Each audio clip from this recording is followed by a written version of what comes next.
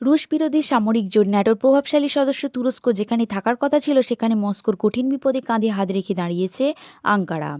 ভৌগোলিক রাজনীতিতে এমন কূটনৈতিক সূক্ষ্মতা দেখা হয়তো বিরল। সেটিকে সম্ভব করেছে দুই প্রতিবেশী তুরস্ক ও রাশিয়া। আর তাই যুদ্ধের মধ্যেই গ্রেপ্তারি পরোয়ানা মাথায় নিয়েই বন্ধু এরদোয়ানের ডাকে সাড়া দিলেন পুতিন। তুরস্কের সরকারি কর্মকর্তাদের বরাত দিয়ে আন্তর্জাতিক গণমাধ্যমগুলো জানায় আগামী 12ই ফেব্রুয়ারি তুরস্ক সফরে যাবেন রুশ প্রেসিডেন্ট ভ্লাদিমির পুতিন। এদিন তুরস্কের মাটিতে পা রাখলে ইউক্রেন যুদ্ধ শুরুর পর এটাই হবে ন্যাটোর কোনো সদস্য দেশে রুশ প্রেসিডেন্টের প্রথম সফর। গত বছরের মার্চে ইউক্রেন যুদ্ধ অপরাধ অভিযোগে আন্তর্জাতিক অপরাধ আদালত তথা আইসিসি পুতিনের গ্রেপ্তারি পরোয়ানা জারি করলে তার বিদেশ সফর বেশ সীমিত হয়ে আসে। অবশ্য আইসিসির এমন অভিযোগ অস্বীকার করে আসছে মস্কো। রাশিয়া আইসিসির সদস্য না হওয়ায় তাদের আদেশের কোনো বৈধতা নেই বলে জানিয়েছে ক্রেমলিন।